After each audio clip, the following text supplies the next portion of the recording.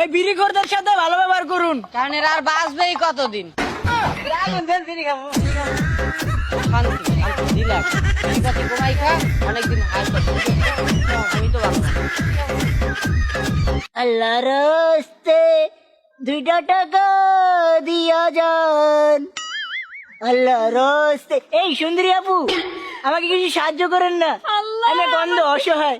আমাকে সুন্দরী বলছে।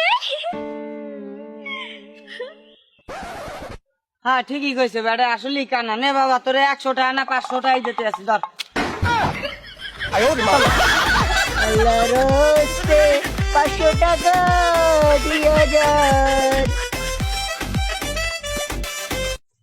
তোমারে দেখে এসে একদিন আমার মায় এমন একটা শেষরা মাইয়া কিরে দোস্ত, তোর না কয়দিন আগে ব্রেকআপ হইলো, নতুন আর একটা ভাইয়া লইছস? না, আসলে হয়েছে কি, লোকে বলে প্রেম করা খুব কঠিন কাজ, হ্যাঁ। আর আমার টিচার আমারে শিখাইছে যে কাজ কঠিন সেটা একবারের জায়গায় 10 বার করো।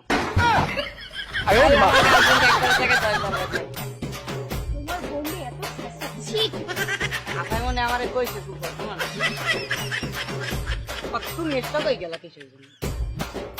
তখন মইরা যামু বাসায় যাইয়া। না মরা লাগবে না।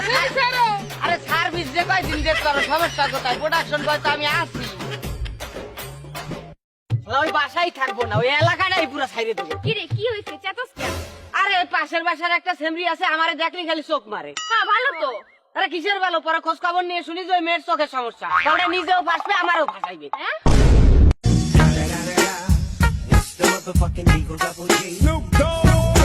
নিজেকে কখনো আগাই মা বাদাই মার বেকার ভাববেন না। আপনি কি জানেন আপনার শরীরের রক্ত দিয়ে হাজারো মশার সংসার চলে?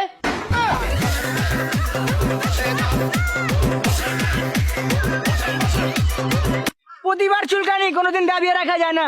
প্রতিভা থাকলে জেগে উঠবে, আর চুলকানি উঠলে একা একাই খাও যাই। কথা বলি পরে আমার দোষ। কালকে এমন একটা দুর্ঘটনা ঘটেছে বুঝছস, যার জন্য আমি একদমই প্রস্তুত ছিলাম না। কি হইছে? ওই বাসে একটা মেয়েরে পাশের সিটে বসতে দিছিলাম যে তার গাড়ির উপরে একটু মাথা রেখে ঘুমাবো। তো ঘুমাইছস? ঘুমাবো কি, গায়ের মধ্যে বমি করে দিল।